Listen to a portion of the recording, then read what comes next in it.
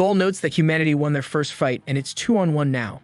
Brunhild confirms, but states the gods will not allow themselves to lose a second fight in a row and will use someone strong. Gull wonders who that would be when Heracles appears and states it's him, emitting an aura of strength. Gull then jumps on Heracles' arms, happy to see him. As he notes it's his turn next match, Brunhild gets on her knees and wishes him luck. After Heracles leaves, Loki sneaks behind him and mentions his closeness with the Valkyries. Loki guesses it's because he and the Valkyries are half-breed demigods. Heracles smiles and states that humans are worthy opponents, and as a champion of the gods and a warrior, it is his duty to fight a worthy battle. However, you make it clear that he is against the elimination of mankind, and though he has no intention of losing, he will petition for mankind to be saved. Loki notes he isn't sure on which side he is. Heracles leaves, stating he is on the side of the righteous. Gull isn't sure of which side she will be cheering on. She wonders who can even face Heracles, and Brunhild states it has been already decided. It's a human she hates, a scum among scumbags. Hearing that, Gull realizes about who is Brunhild, speaking of the sadistic murderer, Jack the Ripper. The arena is transformed into a section of 19th century London, and the fight between Heracles and Jack the Ripper is about to begin. Heimdall notes that Heracles is a man who became a god, a symbol of justice, while Jack the Ripper is the most diabolical man to have lived and the incarnation of evil. The clash will be a true battle of good versus evil. Heracles is angry as a little Boo, Adam, and Kojiro Sasaki were all men worthy of representing mankind, and their fight impressed the gods, yet he has to fight a serial killer who killed innocent maidens. Mankind themselves wonder on whose side they should cheer. Some wonder who is Jack, and Arthur Conan Doyle explains that he is a horrific murderer who in the late 1800s had murdered at least 5 prostitutes in the slums of London. They tried capturing him but couldn't find a single lead. Arthur notes that even his Sherlock Holmes couldn't solve those murders. Heracles proposes to Jack to bow his head and concede.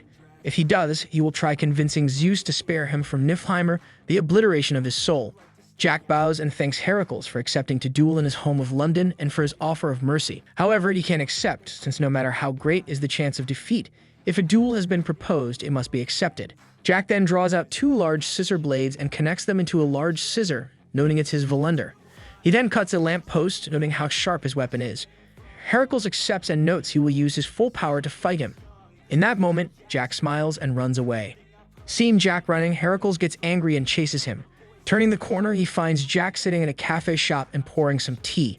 Jack apologizes and states it's tea time, and as a gentleman, he always needs to find some time for tea. He offers Jack tea, but Jack tells him to pick his weapon. As Jack ignores him, Heracles moves towards him, but stops as he sees a thread in front of his eyes. Annoyed, he pulls it, inadvertently activating a trap. Numerous sharp blades start falling on Heracles, but he bounces them off with his muscles, breaking or bending the blades. Heracles wonders if Brunhild didn't tell him that blades made by mortal hands can't even scratch the gods. Jack states it's his nature to test things before he believes them.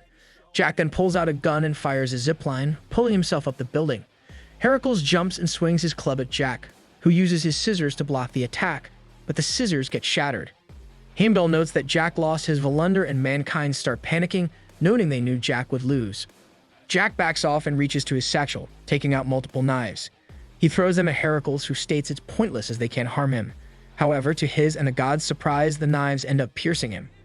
Heracles wonders how, and Jack notes that he lied about his scissors being his Volunder. Surprised, Heracles fell for it and guessing he lived a very pampered life.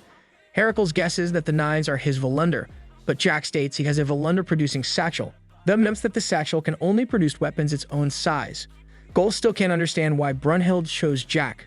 Brunhild states the only thing that humans are better than gods at is malice.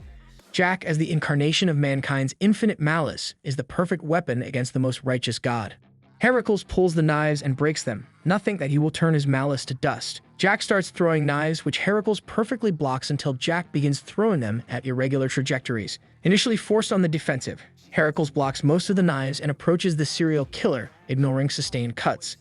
As he reaches him, Heracles swings his club, but Jack parries it using a spinning umbrella. Heracles notes he isn't a complete coward as he parried his attack. Jack states Heracles had just begun to discover who he really is. Heracles then summons the Nemean lion, and his tattoos start expanding. The lion's head of his club also awakens. Heracles then swings the club, creating a lion-like shockwave that hits Jack and knocks him into a building. Unexpectedly, Jack takes the impact with ease and fixes a dislocated shoulder. He then cites the labor we delight in physics pain. An excited William Shakespeare states the quote is from his Macbeth and guesses he must be a fan. Jack states that Act 1 turned quite nicely and pulls out a large switchblade, intent in starting Act 2. The audience notice that Heracles' tattoos are getting bigger. Loki wonders about it, and Ares explains they're the price he pays. Before Heracles became a god, he completed the 12 labors and mastered the 12 divine arts.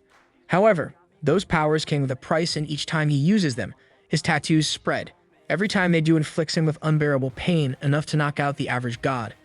Loki realizes that Heracles is hiding the pain and wonders what happens if the tattoos cover his entire body. Ares states that he will die and his soul would be obliterated in Niflheim. In exchange for his life, he can perform the divine labors, the Herculean Exodus.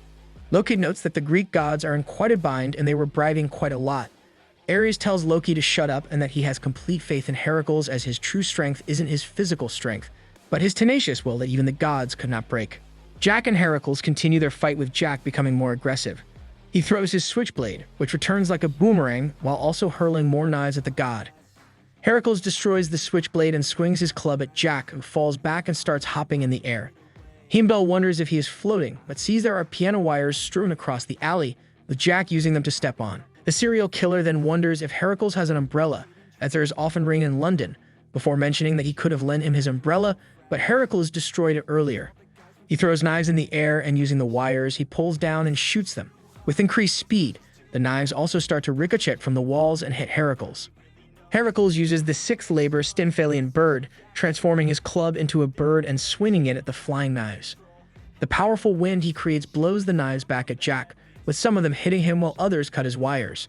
Heracles states he won't be defeated by trickery. Jack finds that is excellent and wants Heracles to continue to rouse his passion. With his special eye, Jack sees and notes that Heracles truly have an unshakable will and has such a beautiful color. Jack apologizes, noting he carried away, but it's because it will be his first time killing a god. Jack notes he barely restrains his anticipation of what color will Heracles turn when he meets death. Jack then starts singing London Bridge is Broken Down. In the city of London during the 19th century, a 12-year-old Jack is in a back alley and searching for some leftovers in a trash bin. He finds a piece of bread and is happy about it, but the owner comes out and starts beating him up, demanding payment for the piece. Jack sees the man's aura as red, indicating malice, rage, scorn, and contempt. He begs the man to spare him this time and he won't see him again. The man's aura then turns blue, which Jack recognizes as a color of superiority. The man agrees to let go Jack and tells him to never come back. Having gotten some food, Jack heads home, believing his mother will be happy. He enters the brothel where he lives with his mother and sees a man coming out of her room. His mother, Mary, confronts the man over his insufficient pay, but he only states the money is far more than she deserves and leaves. Jack enters the room and seeing her mother on the floor, worried if the man had hit her. She hugs him and states it nothing. She sees that he is injured. Jack tries to say it's nothing, but Mary is worried it may get infected and treats his wound. With the money she just made, she intends to buy him medicine for the wound. She tells him that he is her only hope, and Jack sees that her color is golden, noting that she is the most beautiful person he had seen. Another prostitute of the brothel, Anne, sees Jack is reading a book, but notes there is not much point educating a son of a whore. Jack states that drinking too much isn't good for her.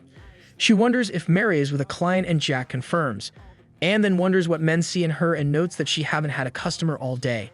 She wonders why Mary decided to give birth to Jack, since she had been pregnant 5 times and had aborted them all, but for some reason she kept the 6th child and raised it herself. Anne thinks it's a pity Jack is in such situation, but Jack feels as if he is the happiest person in the world because his mother wanted and loved him, which was his only source of pride and comfort. Returning home with a big piece of cheese, Jack believes his mother will be happy. He returns home to find her crying. He wonders what happened, and Anne explains she rushed in as soon as she heard Mary in distress, before showing Jack a poster for a play written by a man named Jack Smith. Mary cries over a newspaper that shows his marriage to a new woman, upset that he had forgotten his promise to her to come back she grows successful. Anne states they hear such promises often, and that she's a fool for believing in a promise made 13 years ago. Jack tries to comfort his mother, telling that she still has him, but she yells at him to not touch her. She yells of her regret in bearing him, and if she can't have the man she wanted, there is no reason to have Jack around. Just like the rest, she should have aborted him. It was just a tool to connect her to her love. Jack sees her mother's color turning red. As he had seen it many times, he states she shouldn't be that disgusting color. He then grabs her by the neck and starts chalking her, stating he will get her rid of that color. Mary's color turns purple and Jack wonders what it means, if it's fear. As it's a color he had seen for the first time, he notes it's quite beautiful. Mary pushes him away, but Jack stabs her in the neck, stating she has a beautiful color. As he holds her dead body, he states he loves her too. Still covered in blood from Mary, Jack goes and finds Jack Smith, his father. Seeing him all bloody, Jack Smith begs him to not kill him, offering him all the money he has. Jack cites Shakespeare and calls Jack Smith father, but the man has no idea what he is talking about. The boy then slashes his throat, killing him. As he leaves, he sees an ornate hat and takes it. Jack tells Heracles that when they are alive, each person's heart is a jumble of different emotions, but at the moment of death, when it's dominated by fear, filled with just that emotion, it is truly a beautiful sight. Heracles states that when he dies, there won't be a hint of fear in him, as he only fears the moment justice ceases to exist. The two continue their fight till Jack has his back against Big Ben. He scales the tower, leading Hercules to knock it down.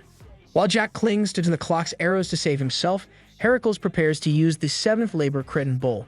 The clock's dial detaches and Jack throws it towards Heracles. The hero states is pointless as mortal weapons can't hurt him. He extends his arm to block the blow, and the dial slices off his forearm, shocking the gods. Jack notes he hurt Heracles, noting a mortal weapon won't hurt him several times. Heracles then realizes which is Jack's Volunder. Loki figures it too and explains that Jack states the satchel was his Volunder, but that was a lie too. His real Volunder are his gloves.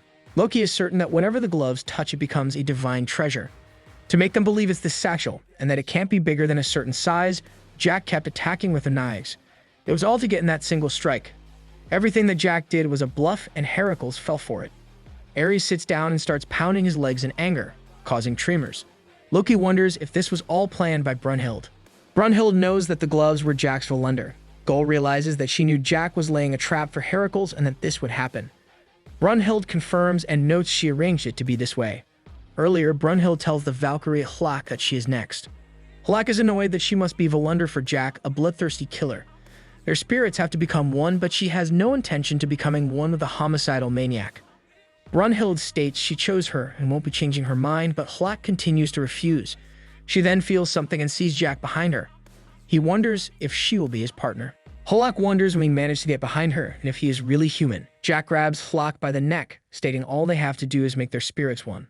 Hlak asks Brunhild for help, but Brunhild ignores her. Hlak is overwhelmed in fear, and her color excites Jack, noting that their spirit and colors meld together and turns Hlak into his Volunder.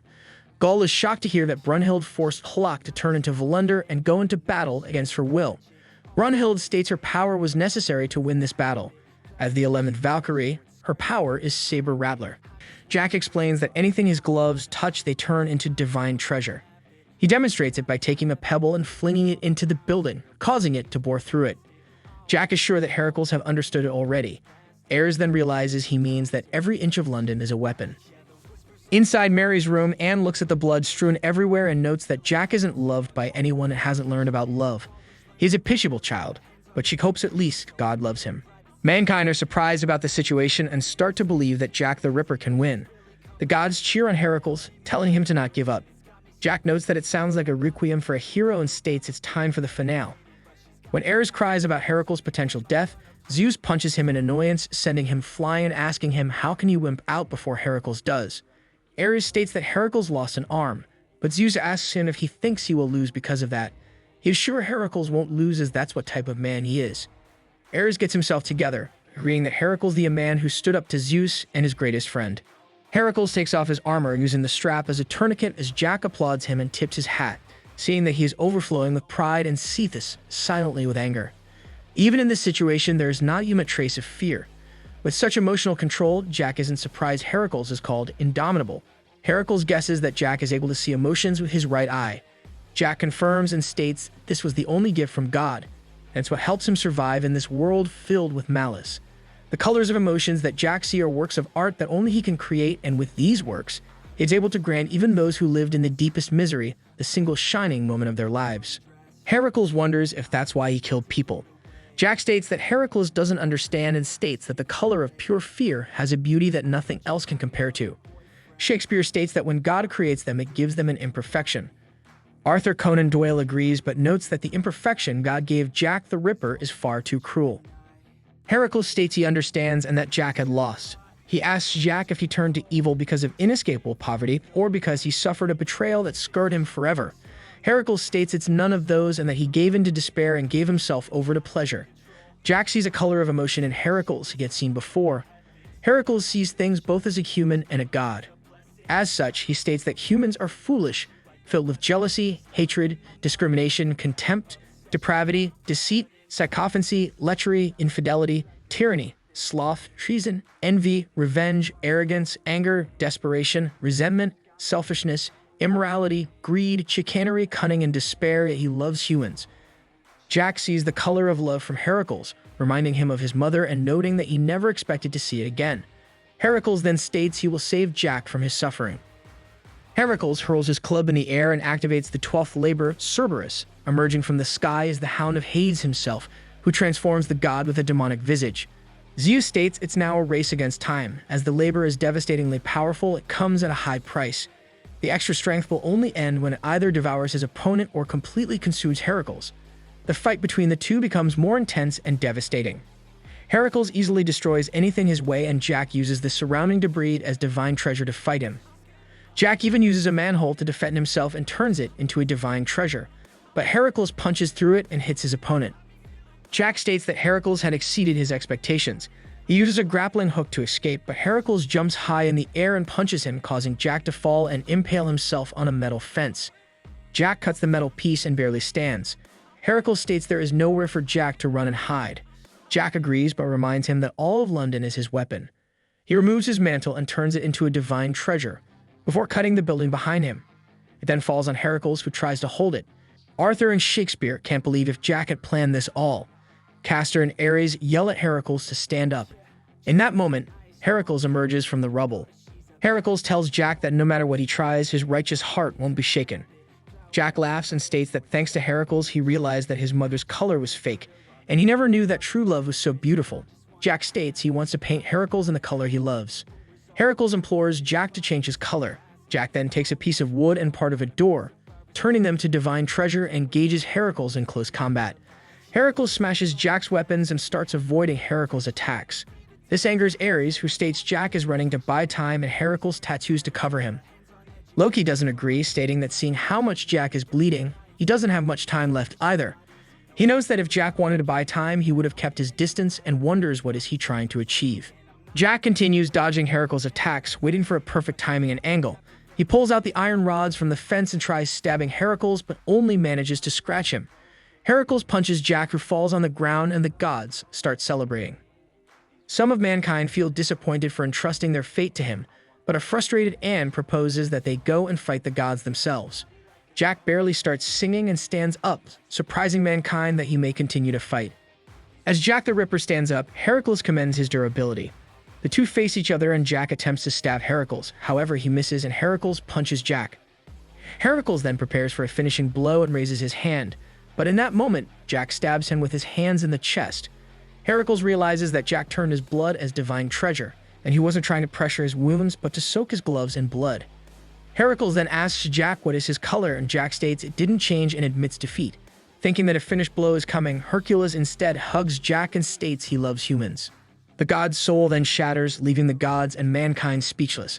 Before disappearing, Heracles states they had a fantastic fight and apologizes for shouting at Jack. He wonders if Brunhild was watching and states that he leaves the rest to her to save the human race. As Heracles disappears, Jack wonders what is the color of his own emotions right now. Heimdall announces Jack as the winner of the 4th round. Olak returned to normal and Jack asks how she feels. However, instead of answering, Olak asks how he feels to kill a god. He isn't sure, as he never felt this emotion before. Olak realizes that he can't even show sadness in such a sad time and is really a pitiable person. She realizes she is covered in blood and heads out to take a shower. She tells Jack to get to the infirmary as he is seriously injured. As Jack walks away, he recalls Heracles stating he will use all of his power and will save him from his suffering. Jack notes that if he can have one wish, he would wish to see Heracles again. A stone then hits Jack as the people of Thebes grow angry at him for killing their hero. Arthur Conan Doyle states that the evil of Jack the Ripper has swallowed up even a god, and Jack must not be a human, but a monster. Shakespeare disagrees and states they shouldn't avert their eyes from the truth. What appears beautiful is filth, and what appears filthy is beautiful. That too is what humans are. Goal cries over Heracles' death and asks Brunhild if she is happy she had that Jack has killed him. Brunhild states that the meaning of Valkyrie is the chooser of the slain, and it's meaningless for them to feel emotion. To save humanity, they must do what they must. Gaul sees blood dripping from Brunhild's fist as she keeps squeezing it. Brunhild goes into a room where she pays respect to Lil Boo and Adam. She adds another cup for Heracles and is sure that he will forgive her for enshrining him alongside humans. She starts crying and states that when this is all over, she will join him. As Ares mourns Heracles' death, Loki guesses that everything was part of Jack's strategy. Even when he fell on the fence, he made sure he would avoid fatal damage. He went to such lengths to obtain the fence post and act like it's his final ultimate weapon, while his true objective was to get enough blood to soak his gloves with it. Loki is annoyed that Jack not only fooled Heracles, but all of the gods. Hermes states that if it was him, he would never take such a dangerous gamble. Loki guesses that Jack realized he won't be able to beat Heracles unless he puts his life on the line. Ares states they are wrong and they should praise Heracles, who never gave up and held on to hope. To honor his great friend, Ares intends to continue to hope. Zeus states the score is 2-2. Venting his anger over humanity's tie with them, he destroyed the viewing area of the gods and declares they cannot let them lead. Soji Okita was impressed by the fight and notes that there are still lots of strong fighters out there. Izumi Kondo agrees and states that the 4 human warriors were true warriors and being selected to fight in Ragnarok is a great honor. Soji is quite impatient for his turn. Loki notes that Ares still haven't returned from the restroom. Hermes guesses he is still crying. Loki then decides to leave to go on a walk. Zeus also leaves, stating he will take a nap. As the two leave, both still clearly angry, Hermes notes they're a bunch of liars. The Norse god waits by a fountain and sees Buddha walking towards him, having waited. Buddha gives him a serious look and wonders if he wants to fight. Loki denies it and states he just had a question for him. He states that just like Buddha, it was his first time seeing Volunder and he must have gotten overexcited. He then notes that something was bothering him since the first bout. Since Volunder defend against pressure and even kill the gods, he wonders if they have always been that strong. The gods would never allow the demigod Valkyries to have such a power. Then Loki remembers a method that could make it possible. He states that in Buddha's spiritual realm they have something similar. By entrusting their lives to one another and sharing the same fate, you can call forth your full physical and spiritual power, a power called Samadhana. Volunder isn't simply forging divine treasures, and by placing their lives on the line, the Valkyries are obtaining the power to resist the gods. Loki wonders what does Buddha think. He states that this wasn't just one question, and that he took so long that Buddha didn't even hear half of it. He asks Loki to give his question in one sentence. Loki laughs and then asks Buddha if he is a traitor. Buddha smiles and wonders what will happen if he is, to which Loki states he will kill him. The 7 lucky gods then appear and state that the traitors deserve judgment. Ebisu claims they have been waiting to pass judgment on Buddha. Buddha breaks his lollipop, which surprises and scares Ebisu. He states that he never seems to be able to suck a lollipop all the way down and always ends up biting it. He asks Ebisu what was his name again, which angers him. He attacks to hit Buddha, who spits the lollipop stick out and pierces Ebisu's hand. This enrages the Shinto god and the 7 prepare to attack Buddha.